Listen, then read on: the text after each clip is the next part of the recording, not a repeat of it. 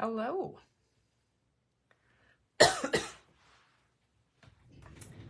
Happy Thursday. Let's see if we get anybody tuning in because it's right in the middle of the workday. Excuse me. And, oh, well, here comes some people. Hello.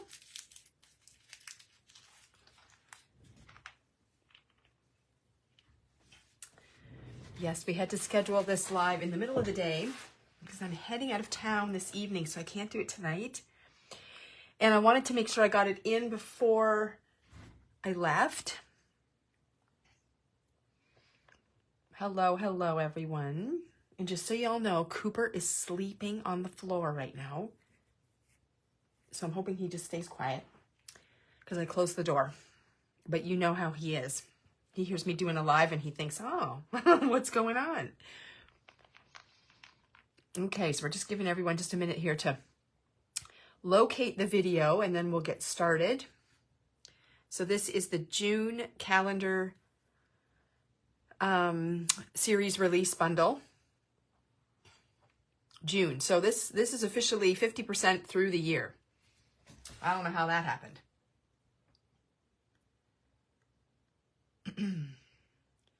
I just don't understand how time is flying so quickly.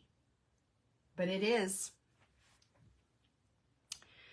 So, I'm missing one thing from the bundle. There are some little die cut water splatters. And they are not in this kit because I took all the bags to the store. So, that is one thing that this kit is missing. And the water splatters are going to be optional because not everybody will have water photos. So when I show you the layout, I'll point that out and you can see how I did it, but it can definitely be switched up. So this month we are working with chipboard, which we have not done yet.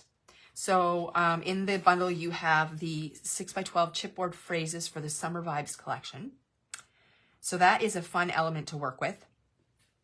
It provides dimension and it's just fun. So I thought I'd throw those in there and we would see what you guys think of that. So if it's something that you haven't purchased before, a lot of collections actually offer chipboard options.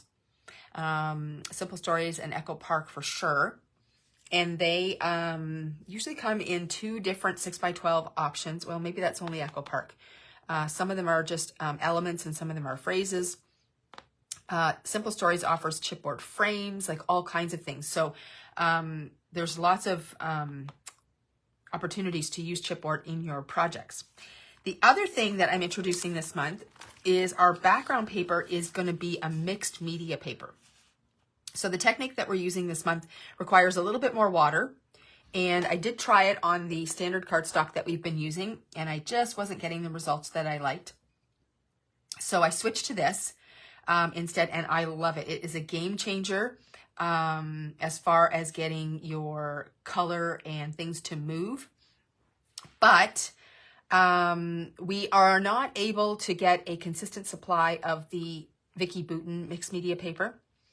Unfortunately, American Crafts, it's just the nature of the beast. It does not flow consistently. So we have another option, which we really like as well. And it's from, let me get the package here. It's from Prism Studio. And it's called Simply White Dual Texture Mixed Media Paper. So this is going to be in the add-on section. You are getting a sheet of it in your bundle. So you don't need to purchase any more. But if you want some for your stash, we put it in there so that it's easy for everyone to find. Now, this is not a true white cardstock like Vicki Boutin's is. So I'm going to put the calendar page next to it. And you can see that this is more of a cream color. So when you put them side by side, there's definitely a difference in color. Now, it does not bother me at all. I think when you see the layout, and the way it flows, you're not going to mind it either. But just so you are aware ahead of time, it is not a true white paper, but it works really, really well. And you're going to get a chance to try that this month. So That is, and then there is a die cut package that comes along with the bundle that has little water splatters in it. I just don't have that to share. So that is the little bundle you're going to be getting. And this is the layout that I created. Just want to make sure I get it all on screen here. There we go. So again, you can see the 2 pages if you're doing the calendar part of the layout. This is a more white, sort of cardstock white finish to it. And then this is the media paper. But like I said, when I look at the layout, I don't really notice so much the difference in the background colors because I think that varies on 2-page spreads all the time. So I don't think it's a big deal, but this is your crafting journey. So you can decide how you feel about that. I really, really love how the paper works. And when you get your bundle, you'll be able to see that as well. But I'm also going to point things out when I'm demoing the background that I created, just so you can see how that works.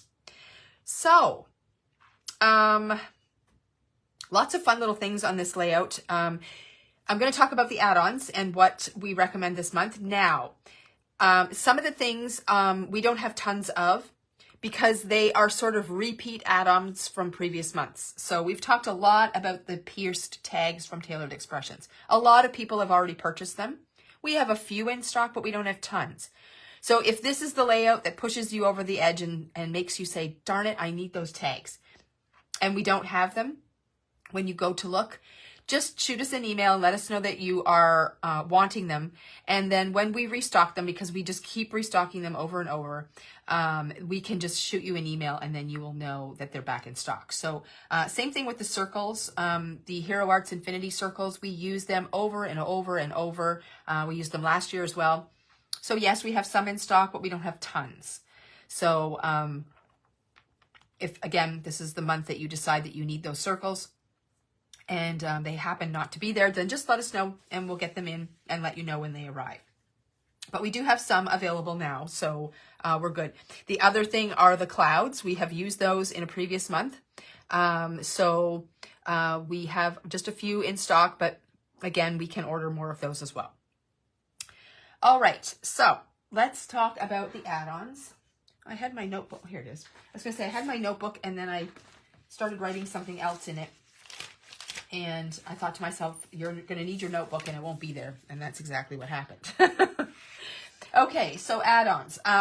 The first thing I'm going to talk about is the calendar page. We do not include this in the bundles because not everyone is doing the calendar portion of the project. So we don't include that. It is an add-on. If you want it, you just purchase it and add it to your order. I've talked about this lots of times, the T rulers. Just going to grab mine here. I have a couple of different sizes. In the scrapbooking world, I tend to use the larger one a lot more. On this page here, I used it to help me line up the chipboard letters. Again, I'm not using the true T format on this because this is not square to anything, but it sure is a helpful tool to make sure you get those chipboard letters nice and straight. A regular ruler will work in this particular case. The other time that I use it a lot on my calendar layouts is when I'm putting my month letters down. This allows you to square up the edge of the paper over here, and then that makes sure your ruler is nice and straight, and you can just butt the bottom of the letters right up against the end of your ruler, and it helps you line things up. So it works for all kinds of things. I don't know about you guys, but sometimes if I'm working on a project and I leave it on my desk, I come back the next day and I look at it and I think, how did I even think that was straight? But the T ruler is available in a smaller size as well. These are from My Sweet Petunia, and these fit inside of the original Misty as well. And they're great for card makers because they're smaller. So just pointing those items out.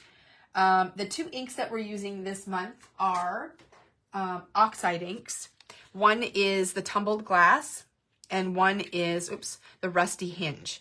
Now, I will say, you can substitute any ink brand that you have. I did play around with some dye inks, like from Concord and Ninth and Tailored Expressions, Gina K. And I was not getting the look that I wanted because those inks are translucent, meaning that when you put them on something, you can actually see through them because they're dye inks. Whereas the oxide inks has a pigment component, and that makes them much more opaque. So if you decide to substitute your inks out, just be aware that you may not get the depth of color that I get with my son if you're using a dye ink, because you're going to be able to see through that. You can build up color, but you'll have to do many, many layers in order for it to end up looking like this does. So I'll leave that up to you, but the best results are going to come from using the oxide inks. Now, again, we did bring in these colors so that we had them available, but oxide inks are not new on the market, and many people do have a nice collection of oxide inks. So again, if we happen to run out, just let us know that you are on the lookout for them, and we will add you to our notify list. And as soon as they come back in, we will notify you about that. So Rusty Hinge and Tumble Glass are the two colors that we're using this month. And then you're going to need a piece of acetate to do your smooshing. We're going to be using the acetate, and then we're also going to be doing some sort of like watercolor techniques to do the blue along the bottom here. I'll hold that up just so you can kind of see what that looks like. And then there's those splats that I was telling you about, the little die cuts that I've included. I added them to my layout because my photos happen to be in a pool. But if you don't have water related photos, that doesn't mean you can't use the water droplets. Just like the sun and some of the icons that you see here on the page, they do sort of indicate that it's a summer page, but it doesn't mean that you have to have water photos in order for it to work. But if you really don't want those water droplets on there, you can just eliminate them and not use them for this project. But they are included in your bundle for you. So I have a few pieces of acetate that I've cut to different sizes that I keep in a drawer close by, so that when I do this, I can just pull them out. So just acetate is something to add to your add-on list. And then we are using I'm using a new set of brushes this month. What I want is the largest brush in this brush set. I don't even know how to say this name. Okay, so Yasutomo, I think is the right way. We get these brushes in through Spellbinders. We've been carrying them now for a little while, and they keep selling out. People are picking them up. It's a set of 5 brushes, and they have nice rounded bristles on them. And they come in different thicknesses. So great for watercoloring and different techniques. I am going to be using the largest one in that collection, and that is going to be to create the sun. I did use, I have a little sample sheet here. Let me pull it out so I can show you that I was playing around before I did my background. This is how I learn. But here you go. So here is my practice sheet. Well, one of my practice sheets. This is when I was starting to get good at it. Originally, when I started playing around, I was using brushes that I had already in my stash, and I just was not able to get a nice blended sort of look with my my inking. So I switched to this larger brush in this set, and I got it right away first try. So this makes the job much easier. You can certainly work with any brushes that you have, but you might find that you'll struggle a little bit more. So I think this set of brushes is a great value, and it is definitely something to have in your stash. And like I said, it's got all the different size tips on it. So you can use them for splattering. You can use them for watercolor techniques, anything like that. And it's just nice to have a variety of sizes. So that is the set that I am using when I do this, and I will be demoing that a little bit further into the video. And they are in the add-on section if you'd like to pick those up. We did stock up a little bit more on those because a lot of people might not have them. So we've got lots of selection there. You will notice on my sun in the background here, I did do stitching. Now I know it's kind of a love-hate relationship with stitching. Some of you flat out hate it and you're not doing it. Some of you don't really enjoy the process, but you love the look, so you're going to put up with it. And some of you absolutely love it. I'm in the absolutely love it category. I think it adds a lot of detail and texture to your page. So you will need some needles for stitching if you are going to be doing the stitching option. And the other thing I recommend is some sort of piercing mat. Now I use, I've had this for a very long time. We don't sell this particular one, but I have no need to replace it. We do have a similar one. I think it's made from We Are. I like it because it's 12 inches long. So when I'm working on layouts, it's great because it will cover the full width of my page.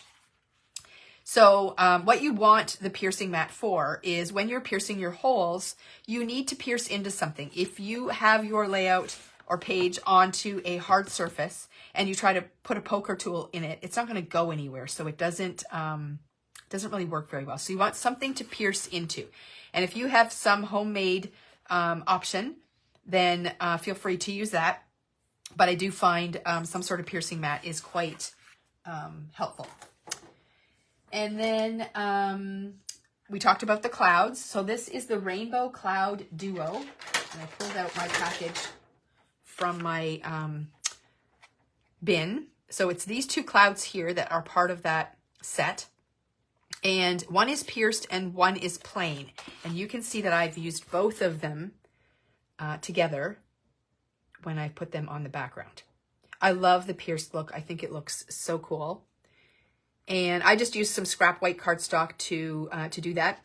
When you're using your dies, I challenge you to grab a piece of like 110-pound cardstock and die cut out your clouds from that. Because when you see the results that you get when you do that, you're going to be floored. They look really puffy and very quilted, and I really love how that looks. So whenever you get the opportunity to use a heavier weight cardstock for your dies, I highly recommend it. So that's the clouds. And then the tag stacklets, we've talked about those before. This is the pierced tag stacklets. So I use this one quite extensively throughout the layout. And then also, I didn't pull them off my wall, but the infinity circles from Hero Arts. I've taken a couple of the cut aparts in the collection and I've turned them into circles. So a stapler. I used a stapler to attach these paper tags onto my tags when I made them. And then I recommend some clear dewdrops or sequins as embellishments. Now I have these little clear circles in my stash. That's what I ended up using. But the Gina K quartz sequins would work really well. Okay, somebody said the video stopped. Mine is still going just fine. You may have to exit and come back in, Linda. Sometimes Facebook acts funny. Mine seems to be working okay. But yeah, quartz sequins. I know that Tailored has some dewdrop options. So there are a number of options for clear sequins. And if you want something colored, then feel free to switch that up as well. I use a sanding block for my photos. It's just an old sanding block that I had. We have sanding blocks in stock as well, but you can see that all of my photos have like a white edge on them, and that's because I've sanded the edge of them. And then what else do we have on the list? A jewel picker or a sequin picker-upper, whatever you want to call it. I've got two options in my craft room. This is the jewel picker from Marvy, and it's double-ended. So there's a small and a large end that works really well. And then also I like the one, whoops, that's the wrong end. The one with the wax tip from Prism Studios as well. So that works quite nicely too. So that will just help you pick up those little gems and sequins and put them into the right place. Detail scissors for cutting. I'm gonna suggest that you cut out some of the strips from one of the papers. My new favorite scissors are the Spellbinders detail cutting scissors. They're really nice, sharp, fine point options. So I really like those. but any fine point scissors that you have for fussy cutting are great. And then the die cut package for the June letters is also an add-on too. So I think that covers all of the additional add-ons, so not too bad. The only new thing we're introducing this month would be the brushes. And then if you want to pick up some extra media paper for doing backgrounds and be able to use that on other projects, you can pick up a package of that as well. So not too bad. So let's talk a little bit about the tags.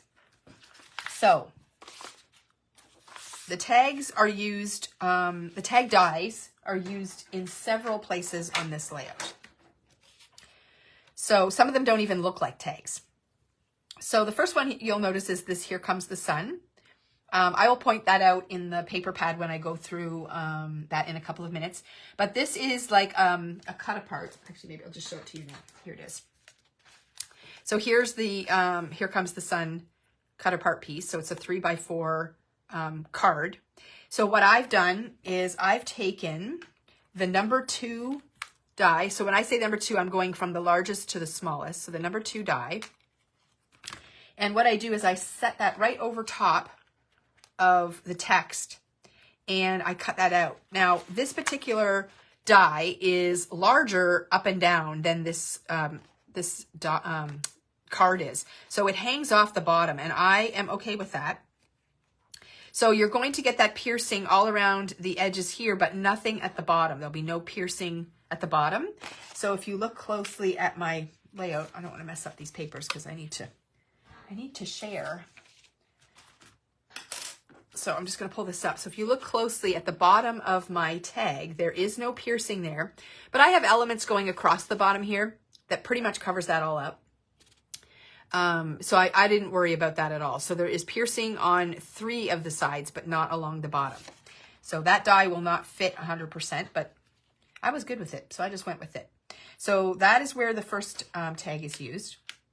The next one is the Summer Lovin' die cut. And again, that is featured right here. And same idea, only this time we're going to take tag number 4. So just count from the outside, 1, 2, 3, 4. Grab that one. And again, I just place that over the text and I'm going to have piercing on 3 sides, but nothing along the bottom. And I'll hold that up closely again so you can have a look at it. It turns out just fine. So I think it's kind of a neat design element because there's only piercing on 3 sides. So it's just kind of cool. And then the one over here, the Let the Sunshine In, this is the same thing as this one here where it's got the 3x4 card. Only this time we're using the number 1 size tag. So it's bigger. But again, that bottom piece does not have any piercing on it. And then for photos, these 2 photos here, I also used my tag die. And you can see when I sand the edges of those photos, it really brings out the piercing pattern on the edges, which is really cool. But again, no piercing along the bottom of those photos. I just kept that consistent. And then up here, Enjoy Every Moment. That is another one of the little die cuts. Only this time when I did it, I'm going to use that number 4 die again. This time I moved the tag this way and I'm just doing the bottom of the tag. So piercing on all 3 sides, the top gets tucked underneath this little strip at the top. So we're not really using the top part of the tag on that one. So just a little bit of a different way to use your tag dies and change things up a bit and give your elements just a little bit of detail with that piercing. So that's how I use the tag die. As far as the circle dies, again, there are a couple of die cuts within the pad, which I will point out. They pierce and cut at the same time. Yes, they do, Sarah. They're magical. Let me show you that die. That's a very good question, actually, because sometimes people don't understand how a die works.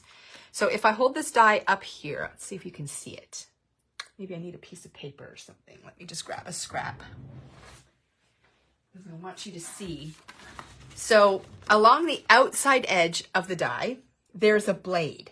So I don't know if the camera will pick that up, but it's a solid blade. That's the cutting line. And then inside of that, you will see the little dots, and that's what adds the detail for the piercing. So you just run the tag die one time, and it does both options.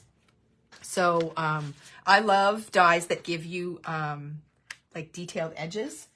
They really sort of enhance your projects. And then in this particular case, when you take your sanding block on your photo and sand the edges, it really makes that piercing stand out. Whereas on here, and you can actually sand the edge of this as well, because this paper has a white core to it. So that will bring out the white edge on this, but I didn't. But you can see that that piercing is subtle, but it is noticeable when you really look at it. As a crafter, when we look at our pages and our cards, it's all those little details that really jump out for me. The overall look is wonderful, but I feel like when, as a crafter, we really like dive in and sort of dissect. Oh, how did you get that die to, or that shape to look like that? Or how did you get your paper to look that quilted? And you know, it's all those little things that I really pick on. I've been skeptical to purchase them as I wasn't sure. Yes, so very, very easy to use. And I can even demo how to run a tag through a die cut machine so you can see exactly how it works. So Sarah, if you would like me to do that, just, you know, put it in the comments and I can do it in just a couple of minutes here. But see, I just assume everybody knows these things, but I shouldn't. So circles, again, die cut here. So I used the die that was 2 inches, and I just placed it over top of this area right here, and I cut out the circle that way. If you have a punch, that will work as well, but that's how I created this. There may be a little flat side on one of the edges, depending on how you position that 2-inch die. And if there is, just position it so it tucks underneath the tags, and then you won't notice it. And over here is the other one, the Sunshine on My Mind. Again, I got the full 2-inch circle out of there, and I make it look more like ephemera rather than, you know, these cut-aparts. I had a customer in the store the other day, and she said that she didn't really like these cut-apart pages. And I said, really? I said, I love them, and I love how companies have now done it where they're cut-aparts on one side of the paper, and then if you flip it over, it's usually a full page of whatever pattern they put on that side. So it does give you an option. If you don't really like the cut-aparts, you can use the pattern side. But the cut-aparts they give you a lot of options. And a lot of people look at them like a whole piece. So you have to cut along the lines and you have to use it as a 3x4 card. That is absolutely not the case. You can turn them into tags, and you can use your dies and make them into circles. If you've got other shapes or anything that you want, you can certainly take these pages, and they're called cut-aparts because you're supposed to cut them apart. If you're really good at fussy cutting, you can cut around the designs and turn them into shaped pieces of ephemera as well. It just depends what you like to do, but tons of potential with those cut-apart sheets. I love them. I didn't use any of them in their original state, so it's kind of cool. So that's what I use the circles for, were those 2 dies, or so those 2 pieces of paper there. And then I'll just run through the paper pad itself, and I'll show you what papers I used and where. So you're getting half of a 6x6 paper pad. So some of you may have the front cover of the pad on your stack of papers, and some of you might not. It just depends which half of the pad you got, but the papers are repeated twice within the pad. So that's how we play around with them. Yes, and Darlene brings up a good point that people used to use these cut-aparts for pocket pages. And pocket pages are very fun to do as well, but there's just so much potential for them. You just have to kind of look at them differently and see what your creativity will allow you to do. But so on this page here, the things that we're going to use are the popsicle, because that's what I used to cut out the circle. The Summer Lovin', which is the one that I used here for the tag. And Here Comes the Sun is the tag over here. So all of those pieces are used for that. So we're not using anything from the reverse side of the paper. So all of these papers are double-sided. You will also note that when you are taking the papers out of your pad, or if you get the second half of a pad, some of them might be coming apart and some of them might have like a gooey edge at the top here. Don't stress about that because the 6x6 part of the paper doesn't start until below that hole. So the top part is actually waste. It's kind of like a barcode. You just cut it off and you don't really need it. So even if that little part up there is damaged, you don't need to worry about that because it's really not part of the paper that's usable. So that is that piece. And then we're not doing anything with this one. So you've got a lot of extra papers in this collection that you can do other things with. So when you get to this paper here, that is where I got the Sunshine on My Mind that I cut into a circle right here. Okay, so that's what we're using that for. And then we'll flip forward. I loved this paper, but it did not make it onto the layout. And then this one here, this is the one where I suggest that you cut out some of these really cool little phrases with your detail scissors. And I have placed them in a couple of spots throughout the layout, just sort of as an added embellishment. So you can pick and choose whichever ones speak to you. And they're pretty easy to cut out. I didn't get super fussy about it. I'll show you nice and close. I left some of the blue border around it and my cutting edges are not straight. I figured I was better off kind of, you know, making them a little wonky rather than trying to make them super straight. You can try and use your trimmer, but they are pretty tiny pieces. I think they're going to be pretty hard to cut, but I just used my scissors to do that. And then just flipping through here so you can see all these great patterns. Here's the next cut apart sheet. So this one, we're using the Let the Sunshine In and Let Summer Begin. That is going to be used right here. And then, so tons and tons of really cool paper. This one here, we're actually not using the cut aparts on this side. We're going to use the stripe. Okay, so the stripe is used in a couple of places, but you want to watch the direction of your cutting. So when you make your cuts, you want to make sure that you're cutting through the stripes. And that way your stripes are going to be running vertically on your page. Okay, so what I did was I cut two pieces that are 3/4 of an inch by 6. So the pad is 6 inches wide. So just cut 3/4 of an inch twice. And then that gives you your full strip across the bottom.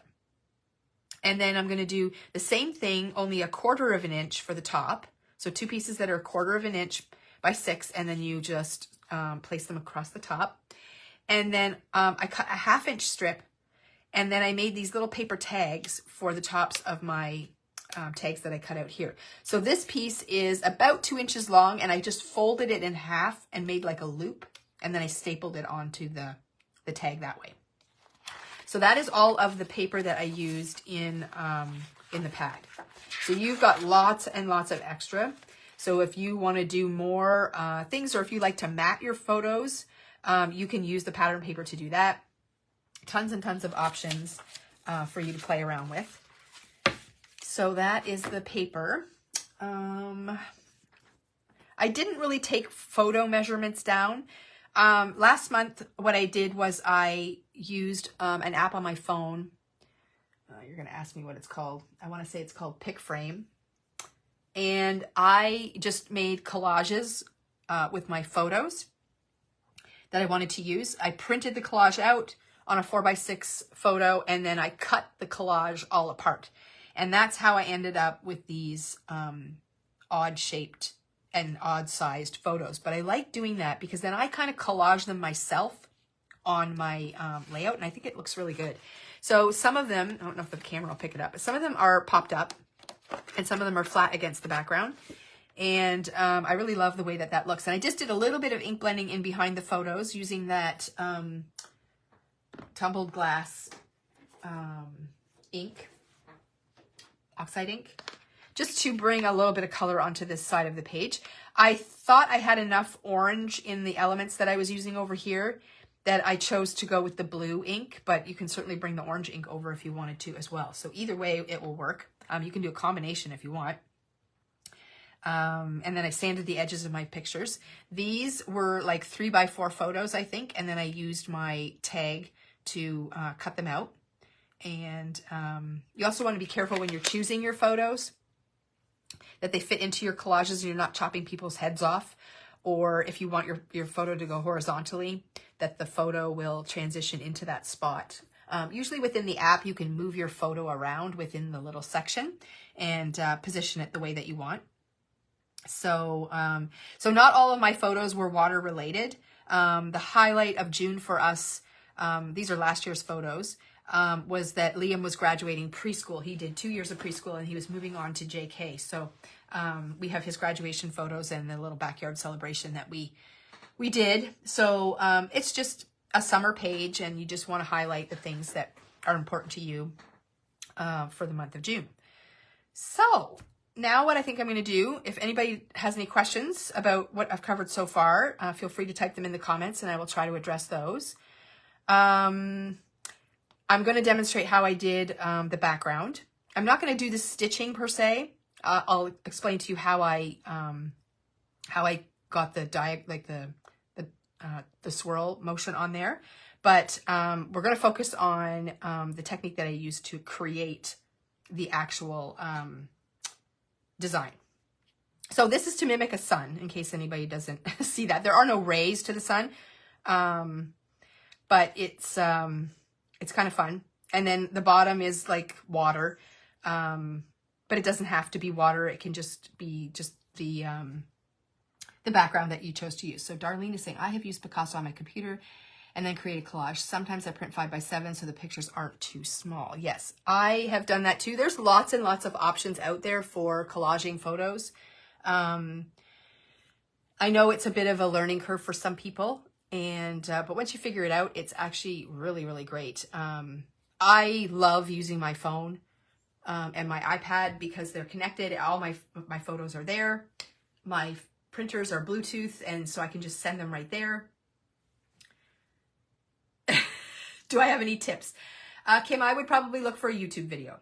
Unfortunately, so this is the thing. I know how to do the things that I need to do for me. I am no tech wizard at all. I just really kind of either put forth the effort to figure it out.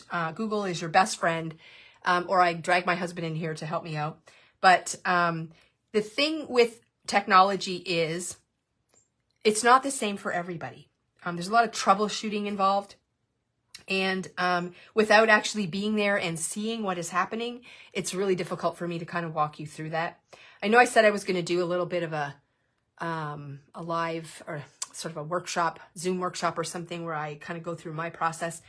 I just haven't had an opportunity to do that. And it actually makes me really nervous because I can only show you what I do. I can't really answer necessarily a lot of questions because I might not know the answers to them. So I've been kind of nervous to do that. But yeah, husbands really aren't any fun. I know my husband, if I even say the word computer to my husband, he goes, ugh, like he just, he doesn't like it so much. But you know, it's tricky because technology can be challenging for sure.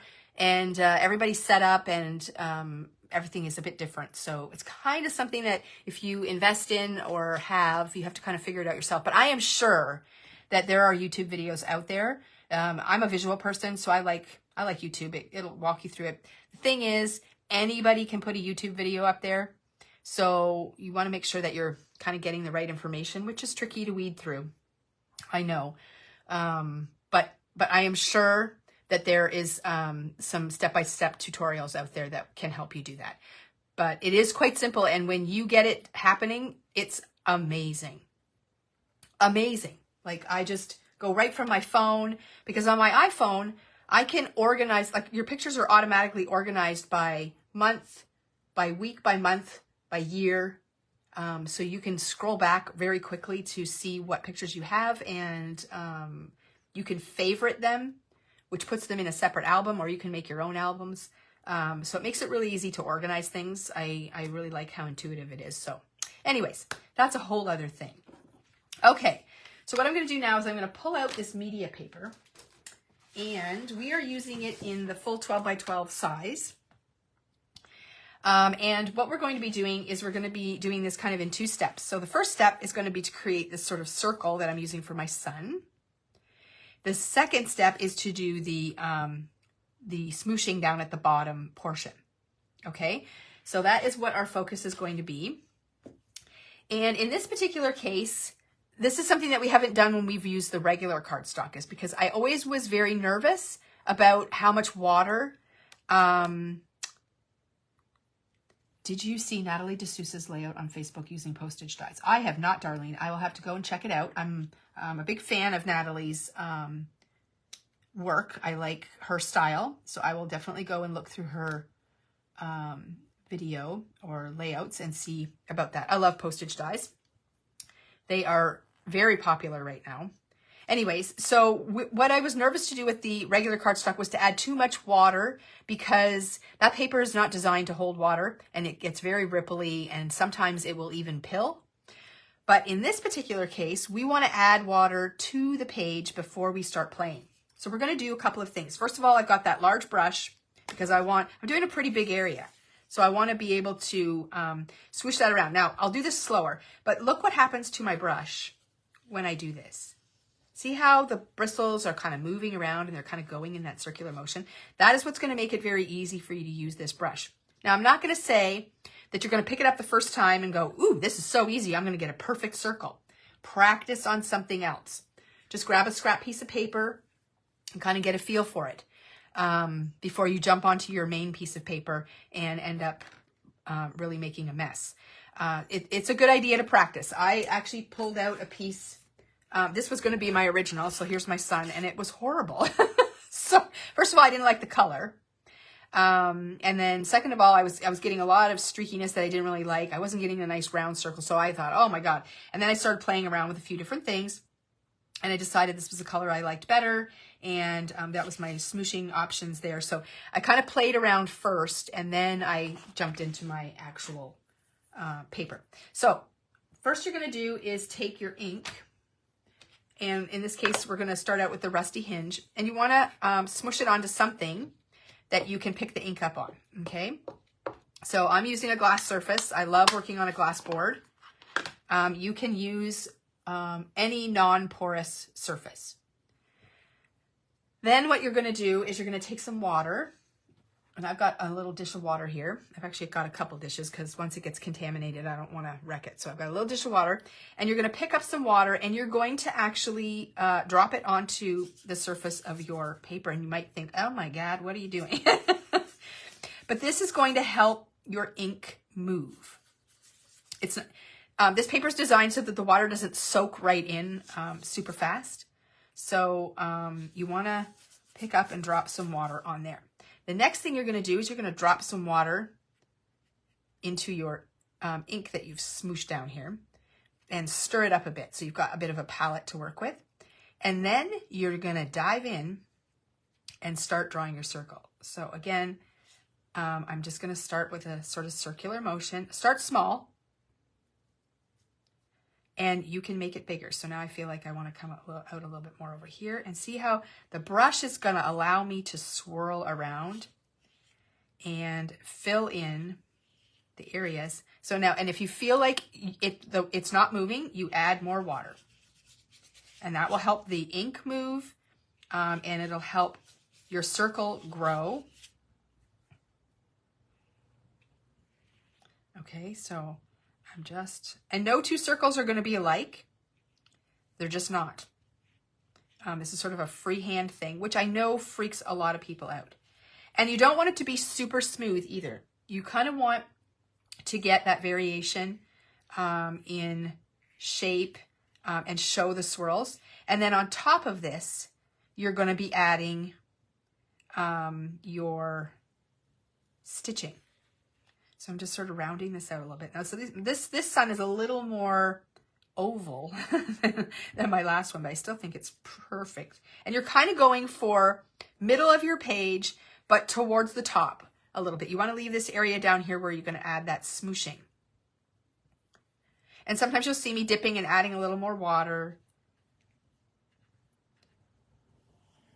and kind of rounding out the edges. It does not have to be perfect. It's not supposed to be. I think that looks pretty fun.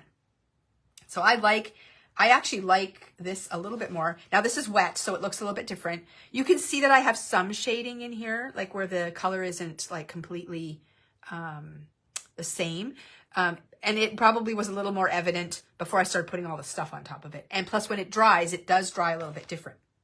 So I'm quite happy to about how this looks. So this is Amanda's. I'm always demoing on Amanda's page. Amanda, if you're here, how's that look? Does it look good? So you always want to clean your brush out really well when you're done. And I just take like a microfiber cloth and just sort of dry it off. And just make sure there's no color coming out of it. And then that can just sit and dry. But I love the shape of the bristles on this brush. And I love how easy it is to get it to flow and move around the page. So like I said, you can try the brushes that you have. You might have something that will work for you. But I really was struggling with the ones that I had in my stash and getting them to work. So I decided I was going to try this new set that we had in, and it was awesome. So I went right ahead and ordered more because I feel like there's a number of people that are going to want to use this. So I'm just grabbing a baby wipe to clean up this puddle of ink rather than just putting my microfiber cloth right in there. I'm going to soak up most of it, and then I'll come in with my alcohol and clean that up. Okay, so you'll notice on this paper, there is a tiny bit of warping. I don't know if you can see, just like very, very minimal warping. And as this dries, it's going to flatten itself out. Much different than the regular cardstock that we've been using for our backgrounds so far. Now, I'm not saying moving forward that we won't be using regular cardstock for backgrounds sometimes. It just really depends on the technique, what you can get away with. And this one required more water. So it just definitely was not turning out very well with regular. So I am introducing you to a new product that I think you're going to love. Okay, so for part 2, it's that bottom portion. Now what you want to be careful of is that you want this to be mostly dry before you do step 2, because if not, when you add the water and your ink, your colors are going to blend together, and they might not blend quite the way you want them to, and you might end up with mud. So you want to make sure this is dry enough, and I'm feeling this, and I'm feeling the bottom is pretty dry. The middle is a little more damp, but the bottom part where it might overlap a bit seems to be fine. So now I'm going to take that second ink color, and I'm going to, oh, that was almost a huge fail. That almost went right on there. Thank goodness. Oh, yeah, that's exactly what my face looked like. I was like, oh my gosh. So I've got a nice little puddle of that there. Now I'm going to bring in a new tub of water because this tub is yucky. And I don't want that color to go into my ink. So I've got a second one. Yeah, I was sweating there for a second. Whew, that was close. Okay, so then again, I'm going to grab that brush that I cleaned out, and I'm going to add some water to my ink. I should have added it to my page first, but that's okay. I'll just clean this out. Okay, and then I'm just going to simply take some water. I'm avoiding putting it on here. And I'm just going to make that surface a little bit wet. It's actually pretty fun to just go ahead and put this water on here because it doesn't harm it at all. I'm actually really impressed. And for all you mixed media people out there, you might think, well, duh, that's what this is for. I've never really used this stuff before. I'm not a mixed media person, so it's quite fun. So I'm just going to pick up some of that paper, or so that ink with my my acetate, and I'm simply going to start smooshing it onto the background. And again, it's going to move a little bit. It's going to blob on there. Again, this is something you don't have a lot of control over. You just kind of apply it and hope for the best. But I'm sort of keeping it down towards the bottom of the layout. And it's going to go on a little darker and then dry a little lighter. And so you can kind of manipulate where you want that to go. With the water on the background, it makes it really fun to play around with. So you don't want like edges, so make sure you kind of pop it around. And if you think it's too blotchy or you don't like how it's turning out, the really fun thing is you can add water and move the color, which is what I'm going to do. So we're kind of done with that now. But see how this is giving you that chalky look? So that's the pigment that I was talking about in the ink that dye ink does not have, and you're not going to get that look. So you can take water now and you can apply that, and you can actually like drop quite a bit on and kind of dilute and tone down that ink. And you can even pick up ink that you've got on your mat and pull that in and kind of fill in some of the areas and add color. You can really drop on ink. I'm just going to do a little bit more. I'm not going to put this in here. I'm going to start a new spot because I don't want to contaminate my pad, but I'm going to drop on some ink and see, because there's water on my paper, it's going to actually kind of run down and blend in. So you can play around with this and add as much or as little as you'd like in whatever sections you want and just kind of fill that in. When you're happy with it, you just stop and then you just let it dry. So that's it. It kind of looks like a kindergarten drawing. It's okay. By the time you do your stitching on the sun and the embellishing and everything that you're going to do on top, it actually turns out really well. Okay, I'm just going to soak up. It's mostly water. I just don't want to put my whole page in it. And then I'm just going to give this a quick spray.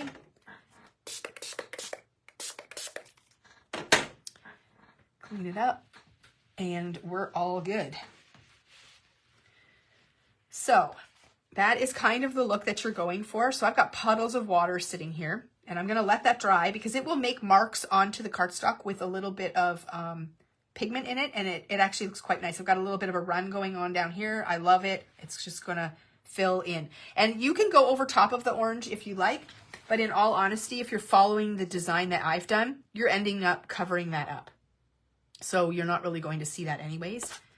So when I did the clouds, I recommend cutting them out in white, but then using that tumbled glass ink and just brush the edges of it. So it sort of defines the edge of the cloud and it ties in the blue that's at the bottom down here.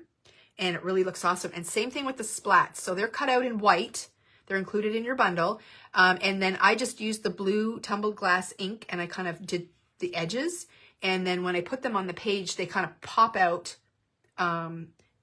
using the same blue, they pop out from the background, which is really fun.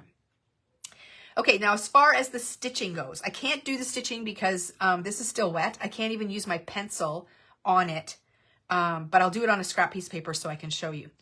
What I do is I mark out the stitching with a pencil first. If I do it on this wet design, I won't be able to erase the pencil lines. It'll just go right into the paper, which I don't want to happen. So I'm going to grab a piece of printer paper and I'm going to show you how I did the swirl. And it's really tricky.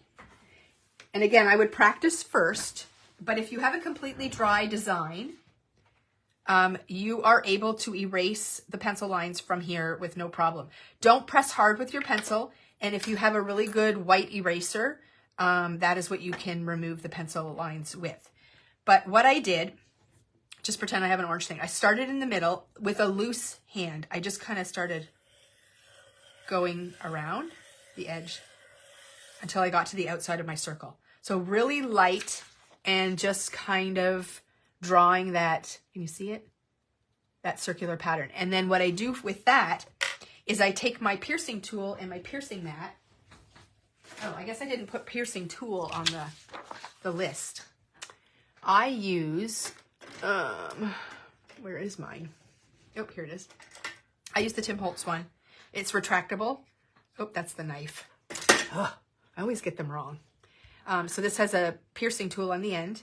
And what I do is about every 1/4 of an inch or so, I put a hole. Now, my recommendation is don't push all the way in because the tool gets wider as it goes down and then you end up with a really big hole and you don't want that. When you, the thread that I used is available in the add-on section, the embroidery thread. So it's just an orange color that coordinates with the line. I had about 2 yards and I was okay. I'm only using 2 strands of floss. So in the embroidery floss, you get 6 strands. So I use 2 each time. And you don't want your hole to be super huge. And so when you put your floss through it, there's just like this, the big hole shows. Like you want your floss to kind of fill that hole, and then it makes it look nice and neat. Now, if you feel like the amount of floss everybody uses is going to vary a little bit because it depends how tight your swirl is. It depends how big your sun is. So if you feel like 2 yards is not going to be quite enough for you, then you might want to go to 4 yards because it's sold in 2-yard lengths. I found 2 yards was enough for me, but that's up to you. And then basically you're just going to pierce along those lines about every 1/4 of an inch all the way around. And then what you're going to do is you're going to pour yourself a drink and you're going to go sit out on your porch and you're just going to stitch. And it does take a little bit of time, but it's well worth it. Or, you know, you can stay in the air conditioning, or you can put your favorite show on, or whatever you want to do. But basically you're going to end up piercing the design all the way around, and then you're just going to do the back stitch all the way through. So super easy. And yeah, so and then that's what you end up with. Where's my layout? Right here. Is that sort of swirl background all the way out. And you can see mine is not 100% even. I just followed my line. Like it kind of dips in a little bit here. It dips in a little bit here. That's okay. I think it just adds to the whimsical look that is going on. You have to remember you're creating this. It's a handmade creation. You don't have to be perfect, but that's me. But you can decide how you like to approach that. So yeah, so I'm just going to let this dry, and then Amanda can do the stitching on her own. But yes, this will dry pretty much flat. And then when you add it into your album and stuff, it'll be all perfect. Okay, I think I covered everything. Does anyone have any questions they want to ask before we sign off? I'll just wait a second. Sometimes there's a delay when you type it in and then when I get it. Just sort of see if anybody has any questions they want to ask. Again, the bundles will go live after this live is done. And please wait for your notification before you come to pick up, or before you expect your order to ship. So Darlene wants to know, do you draw a sketch before you start these layouts? Absolutely not. I have a folder on my desktop that I, collect layouts that I've seen, things that I like. It's not necessarily the whole layout, but like I like the way they did this, or I like the color combination of this, or I like the way they laid the photos out, or whatever. And so I get little bits and pieces, and sometimes where I think I'm going to start and where I think the layout's going to go is not at all where I end up. So it's just a process that I go through. It's one of the things I struggled most with when customers come in the store. And they would have pictures in their hand and they're like, well, I want to scrapbook these photos. Do you have any ideas? If you leave it with me for a week, I could come up with all kinds of ideas, but standing there right on the spot, I couldn't even tell you. It really is a process that I go through, and everybody's approach to that is different. So somebody said they're seeing the layout. Can I please put it back on the screen? I sure can. There you go. So there is the full design. And then Susan's question is, yeah, can you do one of those for me? Oh, no, Susan, you want to do this yourself. It's just so fun. Just dive into the process. It really is the best part, I think. It's going to take us some time to get the orders done. Yes, definitely. We have had a busy, busy week already. Poor Shelby's just getting back from holidays. We just slammed her. She spent the entire day at the shipping table yesterday. she left to pee and eat. That was it. Cheryl says, thank you for sharing. Yeah. Ladies, just dive into the process. Oh, how do I do backstitching? Okay, well, Linda, I've showed this tons and tons of times before, but I will go through it again really quick. Where's my scrap piece of paper? Here we go. I don't have any thread ready, so let me grab some. So backstitching is, again, something you can look up on YouTube. I'm sure it would be on there, but I will demo for sure. If you're ever, I'm not going to separate the floss. I'm just going to jump in and do this. If you're ever looking for, like, how do you do this? YouTube is great. I'm a visual learner. And then when you see these YouTube videos, even when I show you something, you know, take it with a grain of salt. Adapt it to work for you. You might all think I'm just crazy to even stitch on the paper. Oh yeah, here you guys get to see me thread a needle. I used to make fun of my mom for this. I replaced the ice maker in my fridge using a YouTube video. Oh yeah, there's tons of stuff on YouTube. There's a lot of junk on there too. Oh my gosh, I can't show you because I can't thread the needle. Oh, I think I might got it. Oh no, only some of them went in. Okay, well guess what? We're using the ones that went in and the others are coming out. Okay, so I always come up from the back. Okay, and then I go down the next hole. So that'll give you one stitch. So you can see that. So up from the back and then down the next hole gives you one. Then you come up the next one. And then you're going to kind of go back down the previous one. So really what you're doing is you come up, you go down, then you come up, and it's kind of like you're doing like a back loop each time. So it's like a rhythm you get into. And that will make it look very neat on the background as well. So that's how my stitching looks on the back. And I just hold the little ends down with these little sticky tabs. That's the only thing I ever use them for. I don't tie knots because that adds bulk and stuff like that. So I just, a piece of score tape or these little sticky things. But yeah, you basically just come up one hole and go back down the other. Come up the next hole, back down, up the next hole, back down. So it's very, very easy to do. It's a very basic stitch. There are lots of really cool things that you can do for your stitching. If you want to challenge yourself, you can look up how to do a chain stitch. So if you follow Paige Evans, she is a stitching maniac. Oh my goodness. Like, you want to see some stitching on Paige's. It must take her weeks to complete some of the stitching that she does. But she does a technique where she does a chain stitch. And it is like an embroidery stitch. It's very easy to do. Just watch a little YouTube video. And that gives you a really nice chain look on the front, which would look fun on this. I haven't done it. I might have to do that sometime just for myself. But yeah, it's pretty cool. So a chain stitch would be fun to do as well. And you can just kind of look up how to do that. Okay, anybody else need any questions answered? Oh, I think everybody seems good. Okay, so again, your bundles will come with a photo, color photo of the finished layout, and also a QR code label on the bag. So that will bring you right back to this video when you scan that with your phone or tablet. And it'll bring you right back to this video so you can watch it. So if it's a month or two or a year before you get to this page, it makes it really easy to find the videos. You don't have to go back through our library and look. But yes, and then we will have the page on display in our store for the month. Also, it's last call for the May page. We have just a few left. So if you missed out on May, I don't have the layout here to show you, but if you missed out on May, you want to definitely pick that up sooner rather than later because they're going to disappear.